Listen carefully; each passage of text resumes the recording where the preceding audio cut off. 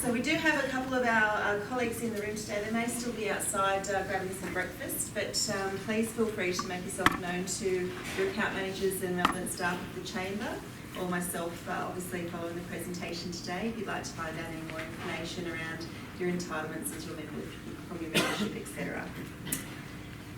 As you know, workplace relations, the landscape is constantly changing.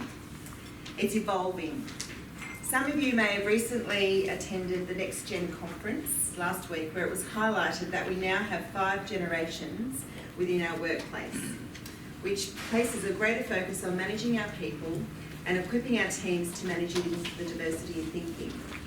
Coupling this obviously with the digital age and technology that's coming our way, there's a lot of, I suppose, unexplored territory in the HR field, and we do need to know how to manage that through our workplace.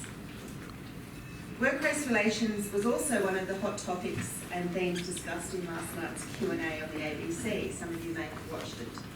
There was even debate around whether our whole workplace relations system needs review with the changing nature of work, for example, the gig economy. So today's summit is all about learning, being informed, knowing what you know, learning what you learn, because at the end of the day, you're the ones in control of your workplace in terms of how the HR landscape is formed.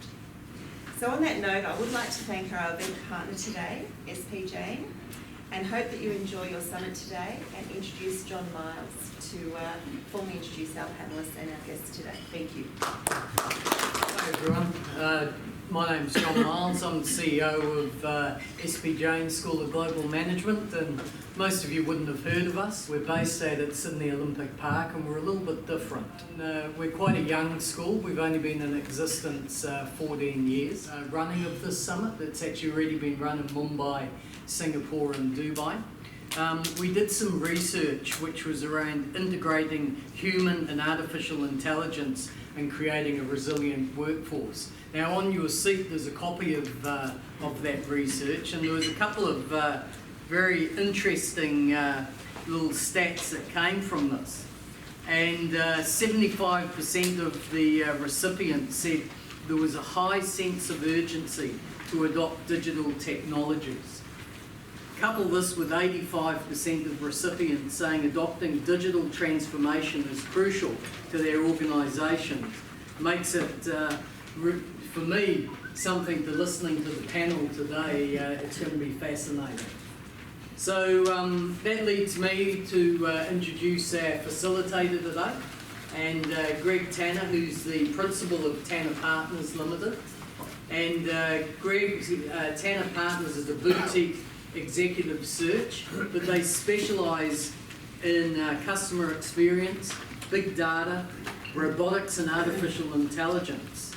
And Greg's firm has successfully completed several hundred assignments, and has turned out, as I've gone through the process of helping putting this summit together, of being a fountain of knowledge to do all things digital and all things artificial intelligence.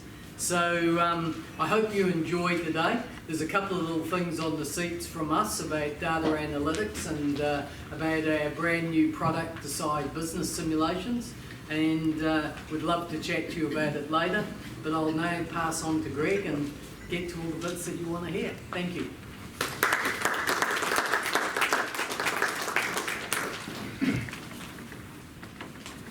Thanks, Michelle.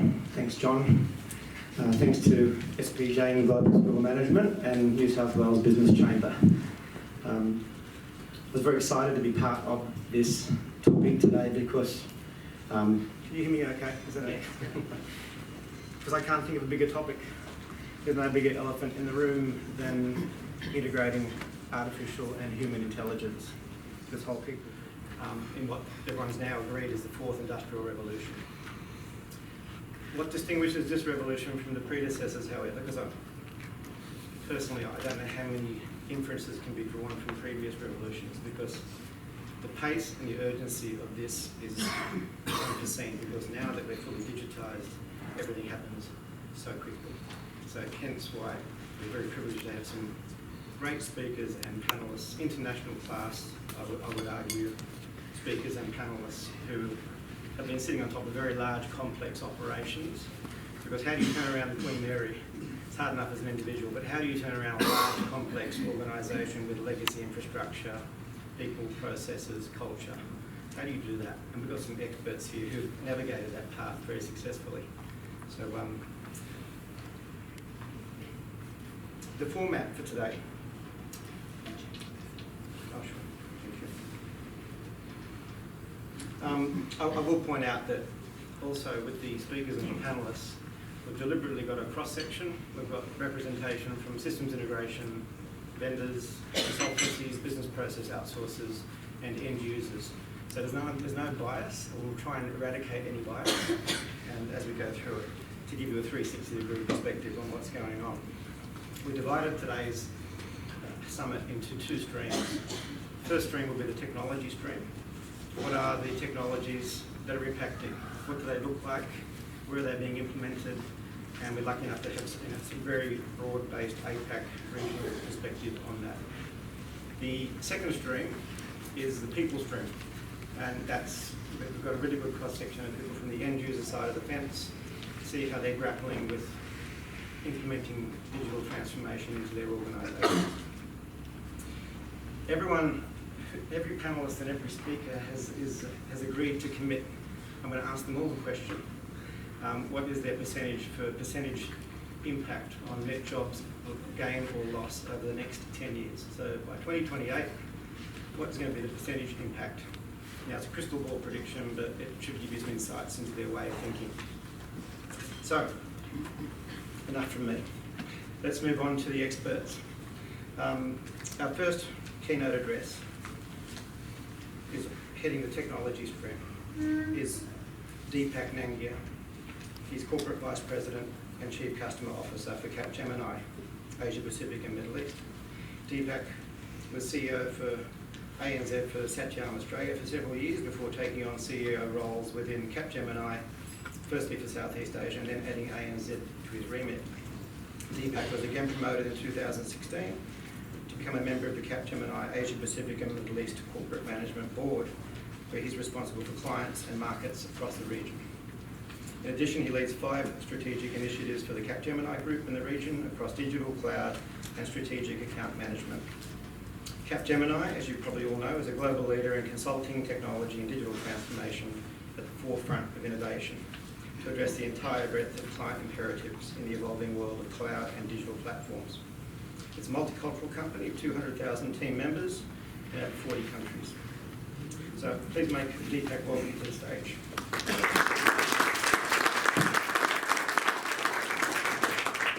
Teenage son, and she said, if you can get back home in good time, we can both go out and watch the Avengers. And lo and behold, Friday morning, I thought I can give the Friday evening drinks a skip and actually spend some time bonding with my teenager. So rightly so, and no surprises there. I do get back home in time and we're getting ready to get to the movies. And this alert pops up on my phone. And the alert read something similar to this. It said, 20 minutes to get to Rhodes, Reading Cinemas, barring usual traffic, you should leave there, should leave now, and enjoy the movies. It wasn't a message from my wife at all. What had happened, and it spooked me, I don't know about you, but it really spooked me. What had actually happened was, my wife had booked the movie tickets, got an email on my email, the calendar picked up the email from my inbox, put an entry in my calendar. Google Maps picked it up from Google Calendar, ensured that it checked the traffic, and got back to that alert to me. Spooked me out, seriously. But the fact is, that just imagine, you go one step further, and we've got the Uber app on the phone, and what if it actually starts ordering an Uber taxi for you at the same time? And this happened 3 weeks ago. I did not integrate any of the apps on my phone. I didn't know this was going to happen. But the fact is, we've got somewhere between 30 to 50 applications on our phone right now, on any typical mobile phone. They are talking to each other today. Because of some privacy agreements that we all scrolled and said yes, yes, yes to, they are communicating with each other. And this communication is probably going a step further now, okay, whereby I can foresee that these apps are all going to get combined, and there will be some sort of a virtual assistant, and we started seeing some of that, who is going to actually be combining the information from there and guiding us and telling us what we need to be doing. Did some of us watch the IO Android presentation from Google? Yes, there's a few nods out there. I'm going to take the liberty of playing a video out here, and I think that it's to my mind, it'll take a few minutes, but to my mind, this is a profound shift on what's going to happen in the space of virtual assistants. And if you get time, watch the other launches of what the progress of the assistant. As I said earlier, our vision for our assistant is to help you get things done. It turns out a big part of getting things done is making a phone call. You may want to get an oil change schedule, maybe call a plumber in the middle of the week, or even schedule a haircut appointment. You know, we are working hard to help users through those moments. We want to connect users to businesses in a good way. Businesses actually rely a lot on this, but even in the US, 60% of small businesses don't have an online booking system set up. We think AI can help with this problem. So let's go back to this example. Let's say you want to ask Google to make you a haircut appointment on Tuesday between 10 and noon. What happens is the Google Assistant makes the call seamlessly in the background for you. So what you're going to hear is the Google Assistant actually calling a real salon to schedule the appointment for you. Let's listen.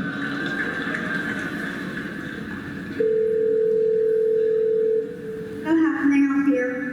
Hi, I'm calling to book a women's haircut for a client. I'm looking for something on May 3rd. Sure, give me 1 second.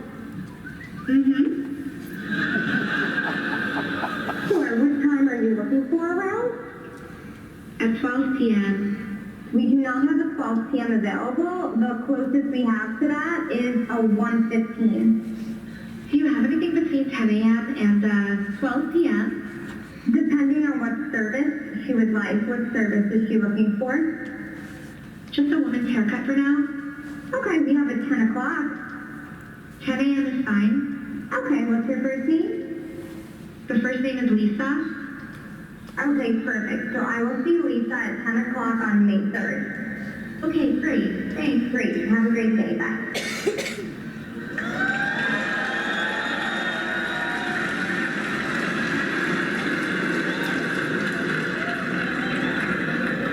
That was a real call you just heard. The amazing thing is the assistant can actually understand the nuances of conversation. We've been working on this technology for many years. It's called Google Duplex. It brings together all our investments over the years in natural language understanding, deep learning, text-to-speech. By the way, when we are done, the assistant can give you a confirmation notification saying your appointment has been taken care of. Let me give you another example. Let's say you want to call. Clearly virtual assistant. This was barely a few weeks ago, and I would recommend you watch to see what virtual assistants are able to do now, and the advancement of natural language processing in that space. But of course, there's another element to it. There's a human element to it. Soon after this video was launched, I watched another one, which was not really launched by Google. But effectively, what it showed was a man who's pacing up and down with papers in his hand. He's in his office, and he's looking at his watch, and he's worked up, he's got a few things, and then he dials on to a conference call. Happens to a lot of us most of the time, right? When he does this, he turns around, he says, "Hey Google, can you call up home, tell my wife, I'm going to be late tonight, I won't be able to make dinner with her parents." All right, and he carries on doing his work. Approximately 5 minutes later, Google comes back and says, "It's all done, but next time you talk to her yourself." Clearly, culture will play a huge part in the implementation of any technology or the adoption of any technology. And like they say, culture does eat strategy for breakfast every day. I think in this case, it's going to be technology. And that's going to be the big chasm that we'll all have to cross in saying what and how will our society embrace any of these technologies that are coming up. But let's see how we have embraced them over the years. And Greg mentioned to the fourth industrial revolution. The first profound shift really happened when we moved, our civilization moved from foraging into farming, and that's when the domestication of animals started happening. And that was the first time where we started using or augmenting muscle, our muscle, by animal power. And that's the first time that happened. And it had a profound shift. Of course, that moved on when in the 1770s, that's the first of the Industrial Revolution started. And what it did was get mechanical power in. So the steam engines came in, the railroads came in, generated a number of jobs. And that was the first time where muscle power was augmented and or replaced by mechanical power. The second revolution then came along soon after that. And that's when electricity came on, mass production came along, and of course the famous quote from Ford saying, you can have any color car that you want as long as it is black. And of course what it did was put all that power, which is the machine power, in the hands of the individuals, not just in the hands of corporations. So mass production was happening out there. Next we saw Microsoft's dream come true of putting a PC in every home. The computers, that was the third revolution coming in, the internet came in at that point in time, and of course, now we've got enough computing power on our mobile phone. So that was the next revolution. What we are today in is commonly, as we all know, referred to as Industry 4.0. But to my mind, what's happening in Industry 4.0 is the combination of the machine revolution, or the Industrial Revolution 3, and Industrial Revolution 2. Which is giving computing power to the machines. When you start combining these two things together, you create a very different world of what you can do. Sensors going into machines, capturing data. The amount of data that's available now is huge.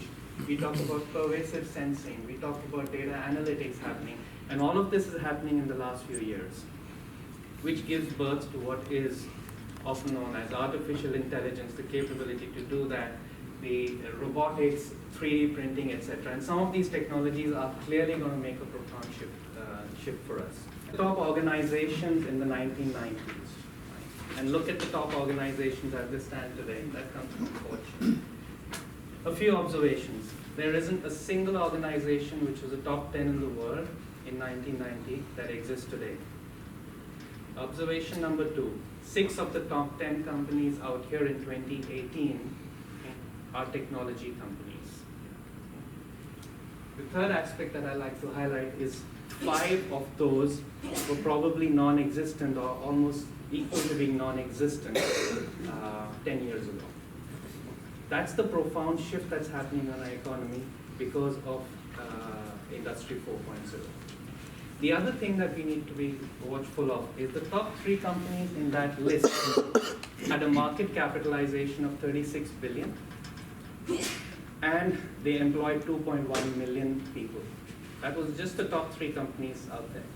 The top 3 companies in this list in 2018 employed 300,000 people, approximately 100,000 each, which is about 1/7 the workforce, and have a market capitalization of 1.7 trillion, which is about 50 times. So you're seeing the impact that's happening in the world in terms of productivity, in terms of what we value going forward. So there is clearly a profound shift that's happening in the world. Now let's look at what's happening in our own backyard. When we look at Australia, 1990, the top 10 companies. In 2008, 17, I don't have the 18 results, the top 10 companies out here. We've had our 4 major banks. We've added another one with Macquarie Bank coming in here. 2 relatively new introductions, Woolworths and Wesfarmers, the retail business coming along out there, and of course we still have mining. There isn't a single technology company out there. I do think that our industry in Australia is undergoing its own changes. Right? The financial services industry is beginning now to look at divestments. The wealth business is being moved away, the insurance business is being moved away from the banks, and of course we've got the Royal Commission that is having its own impact. We look at the retail sector and we see Wesfarmers trying to move off coal so that they can become more nimble-footed and they can go in for more acquisition. So yes, there is movement happening out here, but I believe the next 10 years, we will see a fair amount of shift in the companies that we see in the top 10 out there in the Australian firm. Let's also look at what the employment situation is and how that has changed. And this might try and be a precursor to what we might discuss going forward. The biggest, and some of this came as a bit of a surprise, the biggest employer in our country today is the health and social services. We have gone from about 11.89% in 2011 of the employment being in that sector to a little over 13%. So who are the big gainers and who are the big losers? So we can clearly see arts and recreation services, and that's not a small number. That has gone up quite dramatically in terms of the employment over the years. We also see a big pick in healthcare and social assistance, despite it being the biggest employer as it exists today. And who have lost out? We've lost out on trade, and we've clearly lost out on manufacturing in terms of the business. But the other thing that I'd like to highlight out here is the numbers have changed as well. 2011, we had a workforce, an employed workforce of about 10 million. Today, in about 6 years' time, we have added 2.4 million jobs. So that number actually represents about 12.4 million employed people in Australia. And it's not that technology has not been impacted. It's not that automation has not been happening. Right? So we've added 2.4 million jobs, yet there has been a drop in the manufacturing sector, which is literally becoming non-existent in our country today. So there's clearly an impact happening in our space. But one of the sectors, and some of these sectors are going to be hit quite big: healthcare, retail, manufacturing, construction. All of them are going to be impacted by what's happening in the industry 4.0 today. So let's talk a bit about artificial intelligence. We did see Google Assistant doing some conversational and making some work happen for us as individuals. So what is artificial intelligence? So simplistically speaking, like I said, there are a few things that are making artificial intelligence where it is today. It existed many years ago. But what is making the big impact is a few things. One, the computing power. Okay, as we know, computing power has been literally doubling every 2 years. Approximately 10 times every 4 years is really what happens to our computing power. And we're not even talking quantum computing right now, which is going to bring it to a completely different level. So you look at the kind of computing power, then you look at data, the amount of data that we have to give to that computing power to make sense out of it. Right? Data storage, just to give you an example, data storage in 1960s or 1970s costed 1 megabyte of data, costed approximately $1 million for storage. Today, 1 megabyte costs 2 cents. If you look at what's happening is the amount of data plus sensors capturing data for us. So you combine all the data that's available, you combine the computing power, and you put them together. And to my mind, that is what has triggered the revolution of where artificial intelligence is moving. Those two are really key, profound moves that are coming together. And of course, the third aspect that I'd say is what's also known as edge computing, which basically means typically you needed the big computers. Today, your phone has more computing power than most of the mainframes. So effectively, you're saying for real-time decision-making, edge computing, in addition to the massive computing power and the amount of data available, is really what's going to be driving artificial intelligence going forward. So there are three aspects, and I'm trying to simplify this even in my head. There are three aspects on artificial intelligence which is impacting us. The first is natural language processing. And that has been the most difficult one because languages have evolved over the years. So for a computer to be able to interpret a language, make a conversation, is probably one of the most difficult things. And various models have been built over time to break down a language into its syntax, into its semantics, make sense, have the nuances that we've all developed over the years. And then for us to be able to converse with a machine. Okay? We've clearly seen what Google Assistant can do. But if we take a step forward, what we imagine that's going to happen and what I would love to see happening, okay, is Google Assistant or Alexa or anyone else come up and saying, Deepak, your CTP is due on this date. by the way, I've done a research, I found the best policy for you and for your vehicle, and I have negotiated it, and here it is, do you want me to sign up? And that's not too far off. The same thing going to be happening to our home loans. The same thing could be happening to, by the way, I know you wanted a holiday in Japan with your family. I found the best flights, the best time for you to go, you leave, and you're ready to go off. It's not too distant for this to be happening. The technology exists for us, and natural language processing has made us come to that stage where this is highly possible. But as in every case, there's a human element to it. And there's a story that caught the attention of a number of people across the world. Have you heard of the Roman bot? Yes, anyone?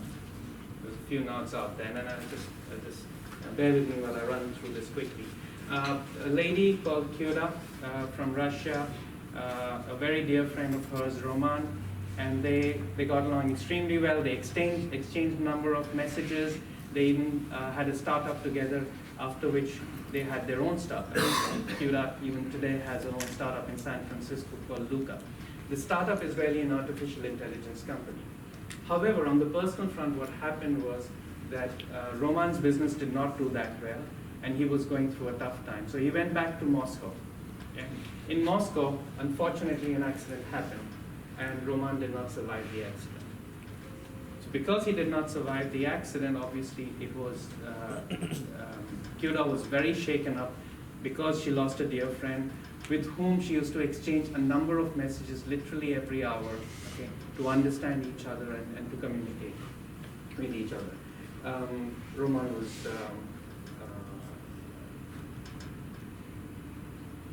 was cremated, and the loss hit Kyura quite badly. She couldn't come over it, and over the next year, what she did to relive her conversations with Roman, she fed all the messages that she had over the last 3 years with Roman into a natural language processing algorithm with neural networks. It is available today for us to communicate with as well. As a result, she is now able to communicate with Roman just like she would be conversing in any other normal way. The question really for us to look at is this the first step of separating conscience from the physical body? Because that conversation, and if you go and try it out, it's open to us. Not every aspect is open, but there's some aspects that are open to us. You could actually download Roman Bot from Luca, and you'll see that there is an ethical issue that we have to contend with. Are we bringing somebody back from the dead for our purpose in order for us to be conversing? The fact is that artificial intelligence is capable of doing that, and it's happening today. The next thing that I'll touch on is machine learning. So we talked about natural language processing. The next is machine learning. Here again, it's already happening. I'm trying to do it through a little story again. A close friend of mine bought a Tesla last year, and when he came over to our house in the driveway has a bit of a gradient. So when he came up, the front bumper of the car actually scraped part of the driveway. I'm not sure if it happens to you, but when you've got a low clearance, you tend to be very careful when you're going up and down and you're backing out. Right? So it was scraping it. So the next time he came, he figured out that Tesla does have the software for you to raise your suspension when you're coming across a slope or any part of the road or the driveway that could impact the front of the car. So he did that, and of course that was very cool. We all enjoyed it. We had a bit of a laugh as to what Tesla is able to do, besides of course sending software patches across so you can update your car. What happened is that the next time he came, he didn't have to do it. The car actually memorized the location of my house through the GPS, remembered that when it comes close, the driveway is coming close, automatically raise the suspension, and when he leaves, it automatically comes back to the normal state. That is the concept of where data as a memory for a machine is able to say, yes, this is when I need to do X and this is when I need to do Y. Right? And that's the first part of what Tesla can do. Honda now today has come up with a concept of car swarms, which means that effectively connected cars from Honda that already exist are talking to each other when they're on the road, and they identify what is the situation in the traffic out there, and they can communicate and saying, honestly, you've got to start moving off this part, take another route. C-suite collaboration on anything digital, even if you have a great sponsor. Because the traffic is bad or there's an accident that's happened. And that is communication not happening from GPS and from Google, but it's happening between the cars themselves. And they call it safety in swarms. And that's coming out from Honda and the car swarms. Of course, the other element that we have is machine learning in the medical industry. I had this huge debate, and I'm from India. When I was growing up, everything was about you go to the doctor from the public hospital because that doctor has seen 10,000 more cases than a doctor who's in the private hospital. And you want a doctor who has seen all of those cases and done the right amount of surgeries, so you know you're in safe hands. Right? And I had this huge argument with somebody in the healthcare technology industry, and his answer to me was very simple. He said, Deepak, what if you didn't actually have to go to a doctor with 15 years of experience or 20 years of experience, and you actually could go to a doctor with 1,000 years of experience? And that's what's happening in the technology world. Australia is extremely advanced. I'm very, very proud to say that, extremely advanced now in the number of surgeries that are happening by robots. Doctors now actually sit behind and manage the robots because there's enough knowledge sitting there with thousands of cases being fed in. So actually the robot surgeon knows exactly what to do because something similar would be already in its database when it's moved around.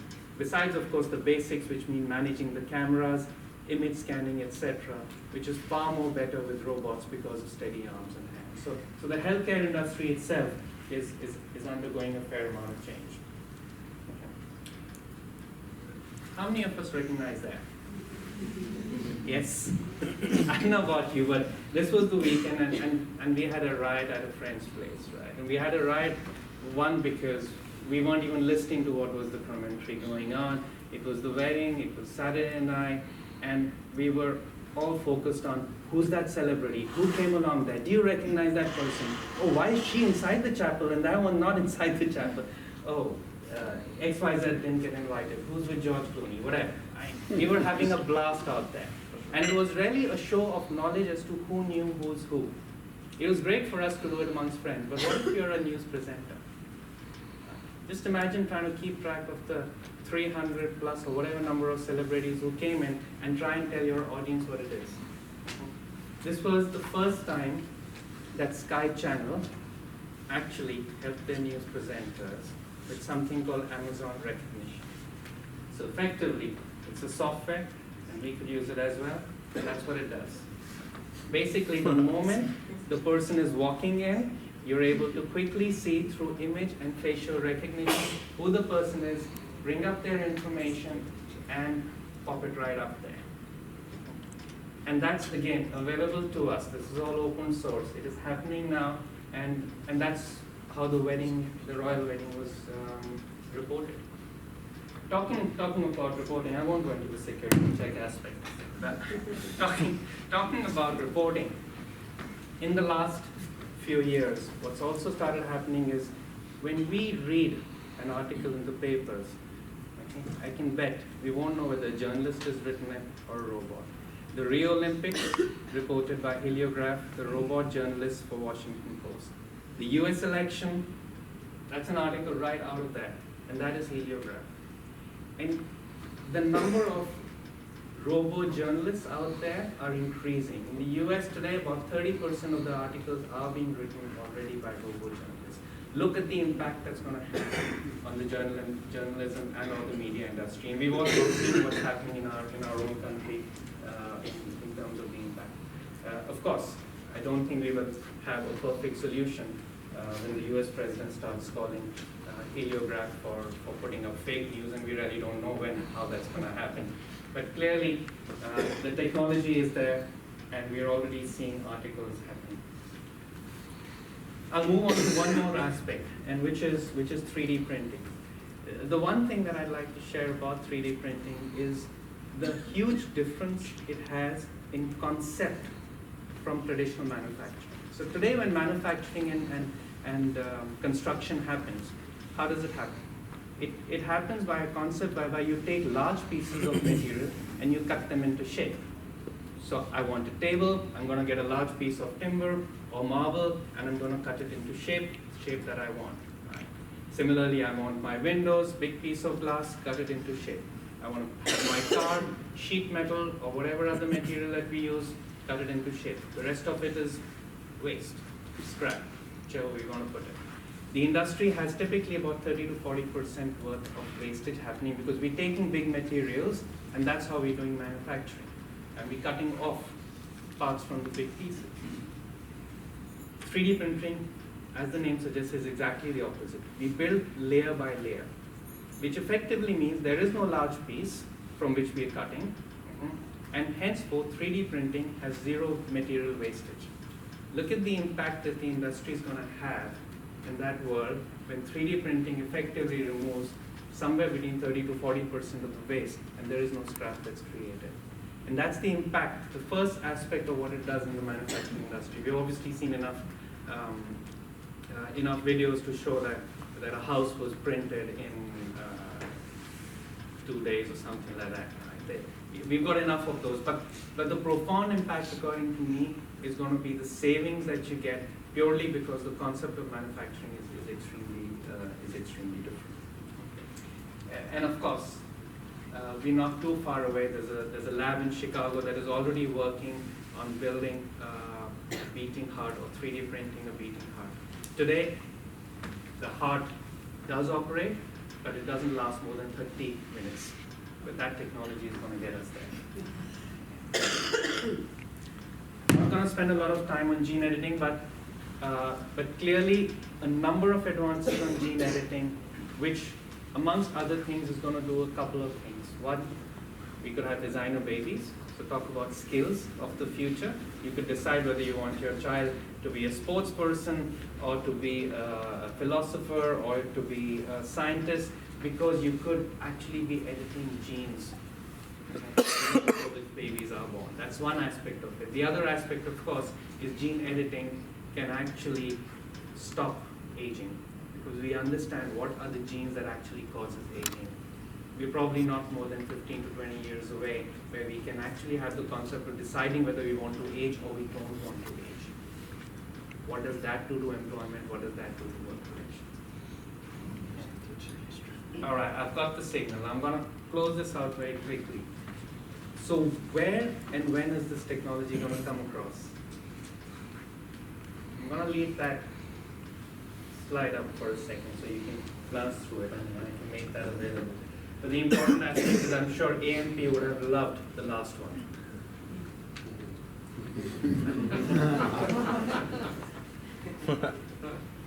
Okay, so Japan finally has looked at all these technologies, and I would encourage you to spend some time understanding the impact to an aging population in Japan of technology, and they have come up with Society 5.0, which looks at how the society needs to adapt and take benefit of the technologies that are happening across the world. The skills of the future, there's a fair bit out there. Unfortunately, the problem is that with these skills of the future, as we do our surveys and we ask our customers, none of the skills of the future are the ones for which training programs are really being made available. So I think if there's one action that we need to do as teams when we go back is look at the skills of the future, and they are difficult to teach. Cognitive skills, process skills, resource management, they aren't typical skills that we can teach, but that's something that will be needed in the future, and we've got to work through those. Finally, it will be a matter of trust. And I saw this ad and I said, I can't let go, because like I said, culture and trust is going to be important. Are we going to trust computers for face recognition, or do we prefer our staff to be the face recognition? I close on the note of Toby Watson. I found that to be quite profound. He said, the Industrial Revolution clearly removed the limitations of our muscles. The next digital revolution should do that to the Is there anything we could do The to choice help will be ours, whether we make other intelligence sharing take over or we we're make actually other bringing things. experiences forward? Thank you for your time.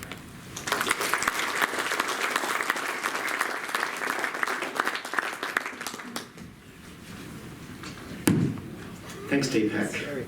The good news is Deepak's going to still be with us. He's going to join us on the panel discussion. So we're now going to invite our first panel discussion members. So Deepak, would you like to come up to the stage again, joined by Nick, Andy, and Jen? Automation and automated. Other examples, and this is kind of to your point, Greg, there was an insurance company in the US. They built another building to house 200 new employees in claims because they were expanding. At the same time, they were looking at robotics to automate the claims process. So to make a long story short, what happened was those 200 people they were going to hire, they did not have to hire. And in fact, the 400 people they had transacting the claims was reduced to 300. So that tells you that 300 people over a period of time were no longer necessary because robots took over. And that's also a bit of an extreme, Greg, but that's kind of the one I point to that in my experience anyway showed a tremendous transformation and FTE capacity creation. Andy, you're the welcome optimist amongst all of us. You're the innovation guy at Deloitte. What gives you such cause for optimism, given all the doom and gloom, the McKinsey's reports, the dystopian forecasts of jobs going everywhere? Yeah, well, I think they do, but I'm a great believer in human nature, and we're an ingenious bunch of people, and we will figure out. And so my view is we have, with respect to cognitive technologies and the workforce, I think we have two challenges here. One is a commercialization challenge, right? Because I don't see anyone in this country at scale moving into cognitive, right? So, and in order to move into cognitive at scale, it requires a level of investment that we're just not putting behind it. I see lots of experimentation, but our problem in this country with respect to innovation in general, and in particular with cognitive technology, is we don't know how to commercialize it. So we need to work on those skills because that's really important. That's what's going to catch us up, or attempt to catch us up to what's happening in other markets, and we better, because otherwise they come here and they do what you do better than you do. So that's the downside. The optimism, the optimist in me is that, as I say, I think we're an inventive lot, but we have a design challenge with work. So we did a piece of work for a large bank that will remain nameless, that suggested that just the full suite of artificial intelligence solutions could drive a 30 to 40% displacement of roles, of staff. We took all jobs, we took 11,000 job descriptions, categorized them into 1,100 worker types, and then we classified that into work. And we found that you could actually displace through cognitive technologies, through the suite of cognitive technologies, about 30 to 40% of roles. However, about 70% a further 40% of roles could be augmented by cognitive technologies. That means a robot, a machine, helping you do your work better, or helping you do different work. So fully we see an opportunity for 70% of your workforce on average, and this is a bank, and there's lots of different roles in the bank, as you might know. 70% of the roles could be impacted, and probably will be, in the next 3 to 5 years by cognitive technologies. Now that presents us with a design opportunity. What kind of work could we get people to do? What kind of interesting roles could we create? And I'm sick to death of the negative doomsayers to say the robots are taking over and going to take our jobs and all the rest of it. And yes, that happens. But we as a human race have an obligation for our people to design the new types of work. that will create value for organisations. So that's why I'm an optimist. I think we always find a way through. If we were sat here in the Industrial Revolution, we'd be having roughly the same conversation. But we're pretty good at design, and we're pretty good at finding solutions. That's why I'm an optimist. Nick, you've got an interesting business model. You believe that innovation should be outsourced, particularly for large, complex beasts of organisations. Could you tell us a bit about that? Yeah, sure, thank you. Bear in mind that I had 5 minutes to try and work out that mic, and I couldn't. But I'll talk about technology. What I'm seeing is many large organisations have felt the pressure to innovate for a fair while now, either do what they currently do better or particularly innovate to try and get access to new markets, new products, part of a growth story.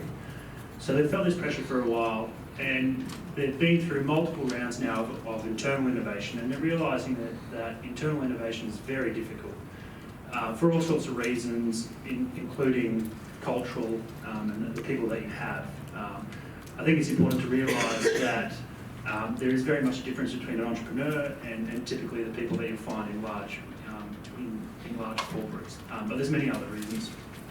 So the companies that I'm talking to now, I've seen that they've come through multiple rounds of internal innovation, and they're realising that that's not moving the needle quick enough.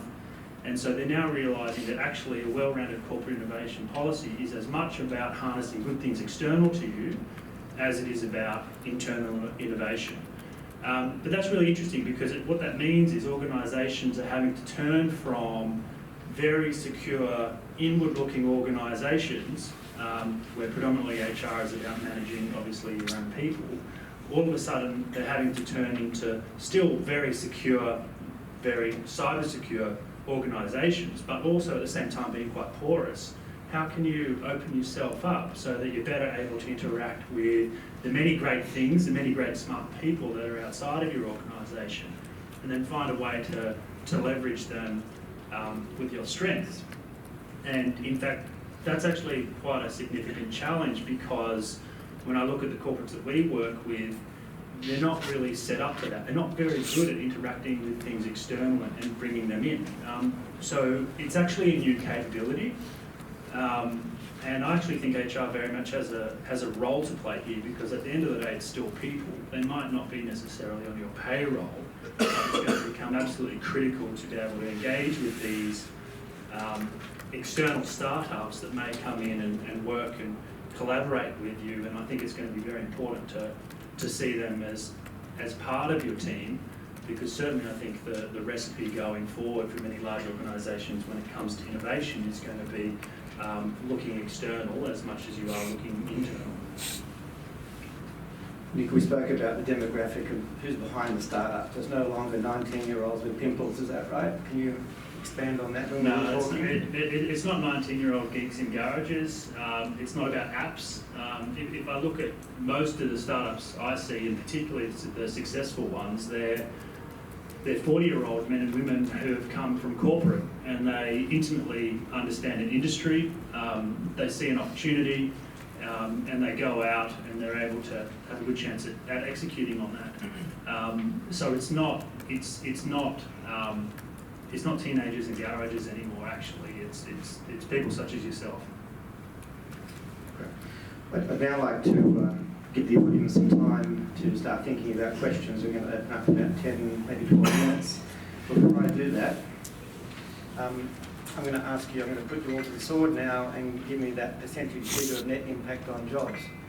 2028, net jobs got gain or loss. What percentage figure with a crystal ball prediction? Where would like to go first? What's GDP growth through to 28? We've got net inflow of population. We've got a continuously growing economy. We may have a few hiccups on the horizons from an economic point of view, sector by sector. I think we'll see jobs grow. And percentage figure? Wild guess. In line with GDP, whatever that is, 6%. I think Well, first I'll talk about my simplistic belief. My simplistic belief is that there is a policy in our minds that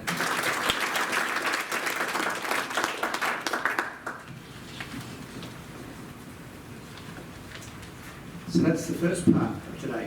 That's the technology side. Now we're moving on to the people side. And a keynote address is going to be delivered by Brady Jacobson. Brady's in high demand as a speaker, I might add, and this is his first keynote since you've joined. Close to. Close to. Sorry. In the last 15 years, Brady has held key customer experience, sales and operational roles in e-commerce, freight and logistics, telco and media with the likes of Telstra, Australia Post and NBN, with a focus on customer experience strategy and design and operations. Brady is a proven performer in setting direction and delivering against customer experience, revenue costs and cultural operating plans.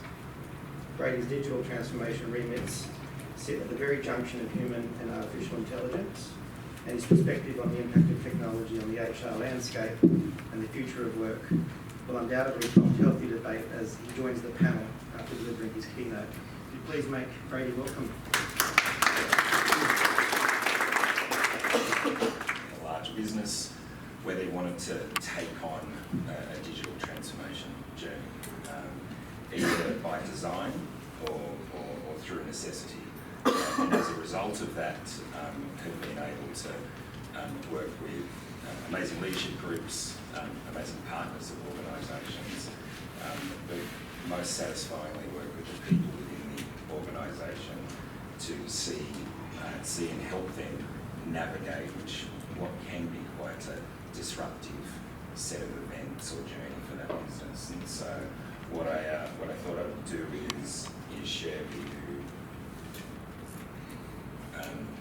a handful of case studies from those four organisations that I've been in. I'm more than happy to share all the successes that we've had, and when it gets to questions, feel free to ask me some of the amazing failings that I've had in those businesses, as well as definitely over the last 10 years, we've experimented and tried to deliver some successful outcomes for the business. What I wanted to do was to take you through three sort of key case studies, I guess, as we work through, and definitely in light of the audience we've got here, more of the people and human capital or HR bent that we had to work through. Digitising the post office was a huge opportunity and a great success story for us. The rewiring comms in the country was a focus that occurred, focusing on social tools within the NBN, but we'll talk about a bit of the Australia Post story in there as well. And the final one is around making people's dreams come true, which is the purpose of Virgin Australia, in particular, their loyalty business. So that's where we're starting to play more with machine learning and RPA, and I'll share with you some of the preliminary work that we're doing there. It's only a year-old story, but it's something that's showing real green shoots for that business. Taking from some of the work at Deloitte, the suggestion or the preparation of most organisations to focus on any skills transition does appear to be a little bit underdone. And in my experience, it's far more responsive than what it is a structured plan that can be executed against or is executed against without very little variation. And looking at that at skills transition within Australia Post, just to give you some sort of scale and understanding of the demographic that that organisation was dealing with. Tens of thousands of employees, geographically dispersed across Australia. 2,500 little post offices, many that I'm sure some of you walk in, no longer to post, but to pick up your online deliveries. And a headquarters workforce that at the time I joined had only really recruited from within. I started in 2010 and was the third external executive that they hired in the former 5 years of that business. So there was a lot of people who really knew public service, post, really, really well. And I reflect on reading some board papers when I first came in with a customer staff and technology driven mandate, where the former CEO had made mention of, if this internet thing catches on, we'll give it a go. And so, I'm paraphrasing, but that was loosely what Graham Jones said. Their parcel division that was supporting e-commerce was 8 people, and who it now is the lion's share of that entire business. And so when you look at those settings within an organisation, considering how you will move it rapidly is quite challenging. I entered at a time when we were just looking at digital transformation and very quickly landed a new website. It was, to the comment earlier on, it was absolutely lipstick on that pig.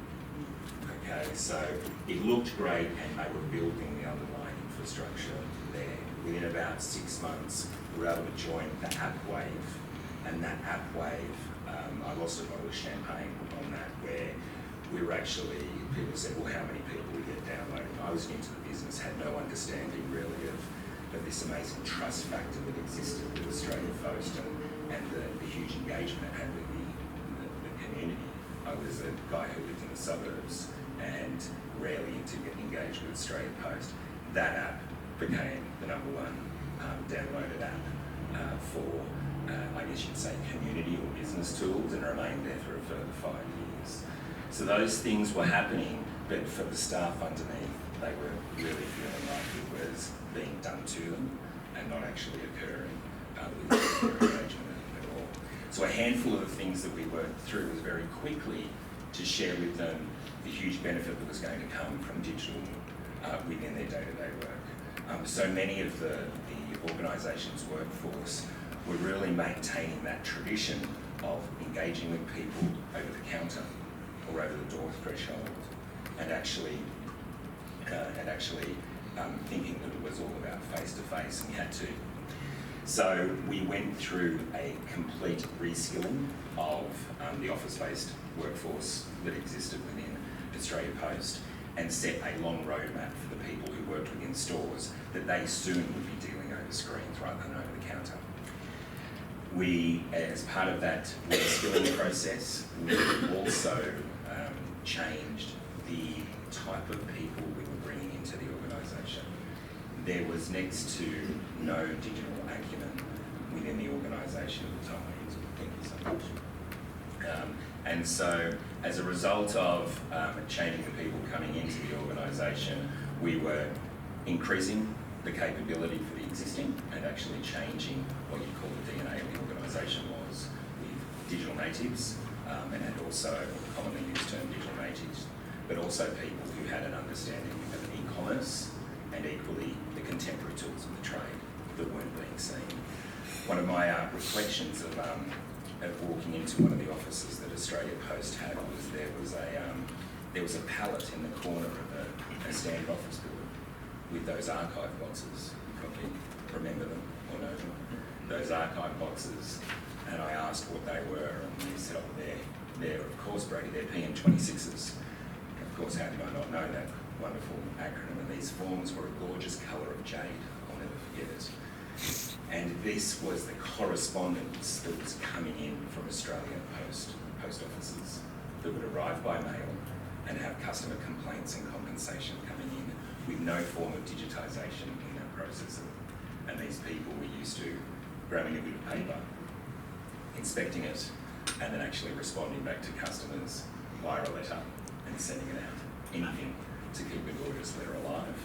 And that's about 5 years ago, just to give you a perspective. Yes, it was a targeted program.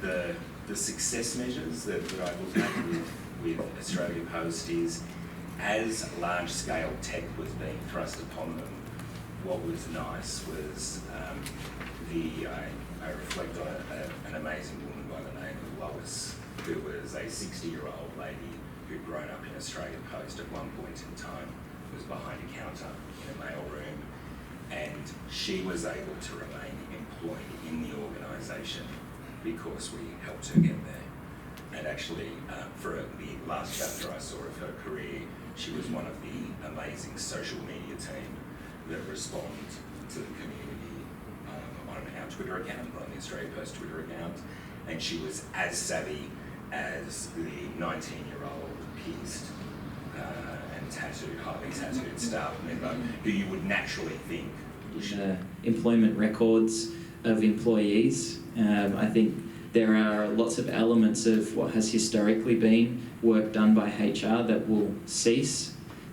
or be automated. But there are lots of opportunities for HR to be adding value in different ways than it is at the moment.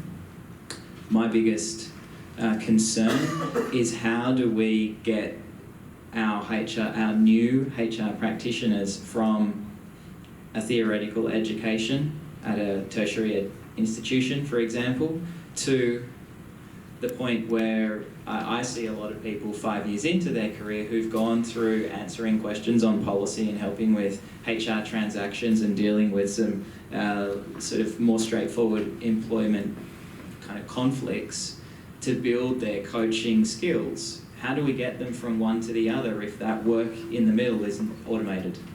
If those entry-level, what used to be entry-level HR roles in Australia no longer exist, how are we bridging the gap from knowledge to the skills required to be useful? I don't have an answer. I agree. I think it's absolutely going to augment, and I think definitely agree that there'll be a transition into more coaches and working differently with the business. But take a look at the value that we're offering for the future of where business is going, and that I think requires getting your head right inside the mind space of how business ticks, how it makes money, how it loses money, the challenges, where the future's coming from, and it requires a different level of education during the early phases of career, but more exposure across the business. So if we're truly going to, in the modern world, help with navigating a future path, then we actually need to understand what the pathways look like, and we need to be asking the right questions of the business, and I think that takes a different level of capability than what I often see in the market today in the work that we do. As a customer of HR departments, as I've been in a number of organisations, I think there's an immediate opportunity around the consistency of guidance, and so the ability for that to be worked through AI or machine learning, the opportunity for that continuity of decision making, where your HR business partner may move on and then you're dealing with a new HR business partner, but the staff being there over an extended period of time sort of quickly can smell there's new HR guidance in town. That would be lovely for there to be continuity. It's not any benefit to the leadership, because the leadership often moves on as well. So it's actually continuity for the workforce. So I think that's huge. And I think probably to your point, Julie, a little bit earlier on, where it may evolve over time. I've had a large amount of my focus in two organisations has been on diversity policy in LGBTI and accessibility. The ability for those decisions to be assisted by understanding some of the deeper, darker parts of HR policy that you don't naturally get visibility of in order to facilitate better outcomes for staff who are falling into those fringe cases. That would be highly desirable for any leader of a large workforce. Or precedent decision making. Has there been somebody who, a HR department working with a progressive manager, has been able to find an outcome? When you're dealing with a significantly diverse organisation, geographically dispersed, a decision that's made in Broome may not necessarily be made in another town, and it'd be lovely to see that occur for the individuals. Amanda? One more question. Colin Dominesh from GHD. The earlier panel were deliberating on whether or not a change in digital technologies was going to mean... So just quickly to wrap it all up, we do have a winner, Recruitment Australia, Kathy. Yeah? Thank you.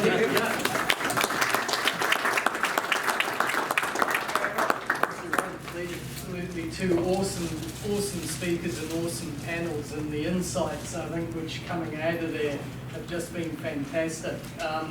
From our point of view, we're thrilled to have partnered with the New South Wales Business Chamber to bring you this today. And obviously some of the comments from the panellists about the real challenges on upskilling people. And we've, as you'll see on your seat, we've just launched a brand new product in business simulations that we can come into your workplace and actually put your staff through all sorts of skills training, and they can make mistakes in a risk-free environment and in all sorts of areas. So we'd love to have a conversation to you about that. It is one of the new ways, using technology to upskill your staff, and I think fitting with everything that's been said today. So thank you very much to Greg, who's here, for facilitating today. Thank you to the Chamber, and thank you to our panellists, and stay safe, and hopefully you don't choke too much when you step outside. So thank you.